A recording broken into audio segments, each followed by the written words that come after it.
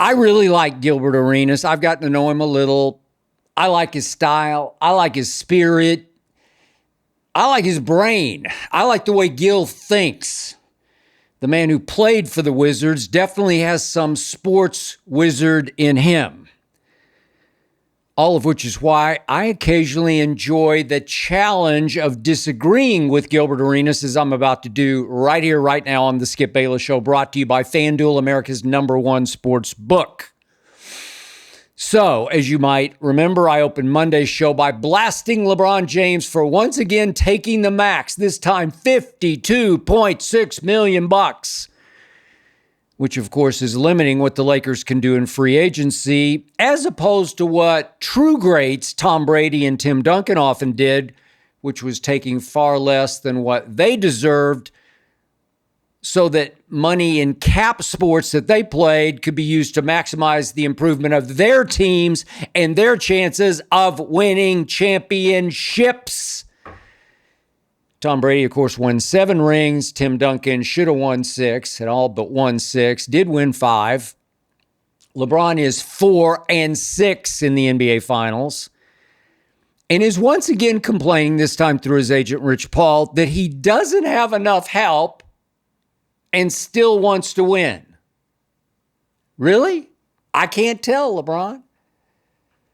Meanwhile, in Dallas, Texas, Kyrie Irving opted out so that he could take $8 million less this upcoming season, allowing the Mavs to sign D'Angelo Russell. I thought it might be CP3, but it's D'Lo, as Kyrie's replacement until Kyrie's knee fully heals, maybe mid-year next year.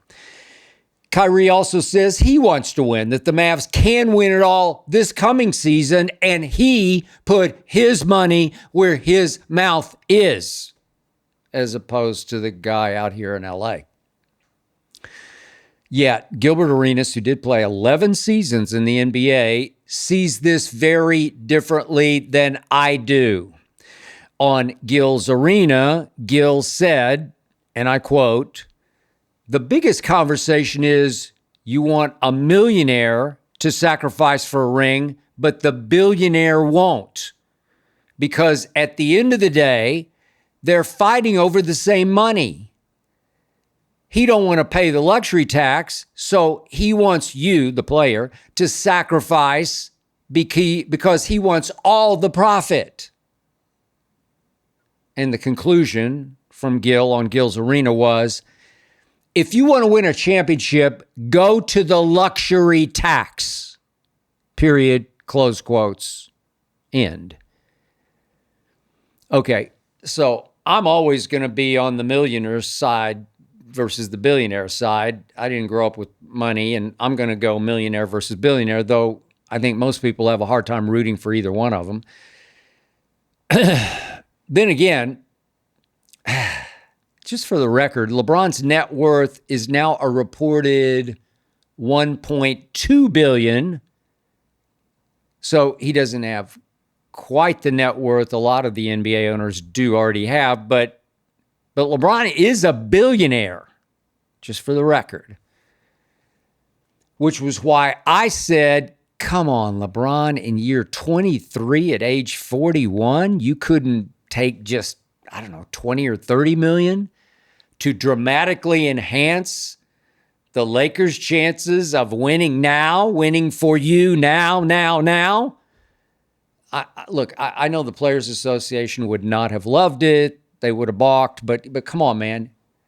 You, of all people, are powerful enough to say, sorry, I'm playing this season for $20 million. Period. Close quotes. End of story. But no, LeBron stood on principle. I'm worth every penny of $52.6 million. And look, he obviously is. He's still the face of the league. Made second team All-NBA, made the All-Star team. Man, the man in year, 22, averaged 24, 8, and 8, even though he did stink in the playoffs. Hate to bring that back up, but especially in the fourth quarters of games 3, 4, and 5, as the Lakers bowed out in 5 first-round games to the same Minnesota that bowed out in 5 games to Oklahoma City. But don't get me started on all that. But in taking the $52.6 million that he's obviously worth, LeBron was being what the British call penny wise and pound foolish, as in dollar foolish. He was doing what my mother used to call cutting off your nose to spite your face. I don't really get what that means. It's kind of graphic, but you get what it means. Pride goeth before the fall. So, LeBron, do you want to take what you're worth, or do you want to win at any cost? So now here's where I really, really, really disagree with Gil. In LeBron's case, any money he would sacrifice is not going back into the owner's pocket, because check this out. Over the first 5 years of the current CBA, collective bargaining agreement, the Lakers have paid heavy luxury tax every year for 5 years.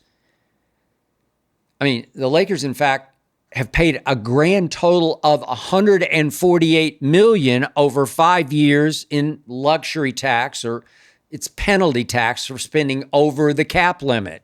It's still a soft cap, but it is a cap. Let's just take this past season. The Lakers had the fourth highest payroll, which cost ownership $53 million in penalty tax.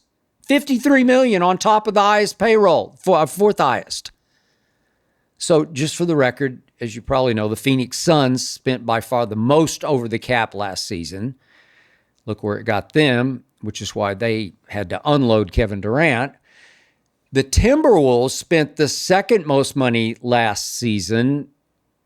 So even though they have re-signed Nas Reed, Julius Randle, they weren't able to keep Nickeil Alexander-Walker, who was their obviously breakout playoff star. And the Celtics last year spent the third most money coming off their championship season. And now their new ownership is saying, no, too rich for our blood, not anymore. Look at the Celtics now as they unload. But last season, the Lakers spent like crazy, Gil. And remember this, the man who just bought the Lakers for $10 billion also owns the Los Angeles Dodgers, who have the highest payroll in uncapped baseball, though the Mets are neck and neck in spending with the Dodgers.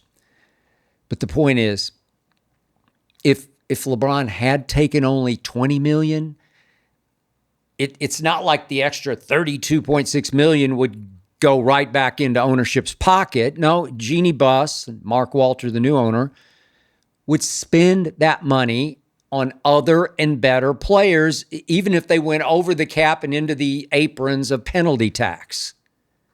Remember, Luka Doncic, only 26 years of age, is eligible on August 2nd for a 4-year, $229 million max deal. That would be $51 million next year, $55, $59, $63 the next 3 years. Trust me, the Lakers will figure out how to keep Luka. And Austin Reeves just turned down an extension so he can hit free agency and command star money a year from now. I'm pretty sure the Lakers will figure out how to keep Austin Reeves. So it's not like if LeBron had taken only $20 million, Lakers ownership would rub its hands together and say, the rich get richer. We just took LeBron James to the cleaners. No. The truth is, LeBron James just took himself to the cleaners. Just cost himself the ability to improve a team he's now laughably complaining isn't good enough. What? Gil, that's just my 2 cents.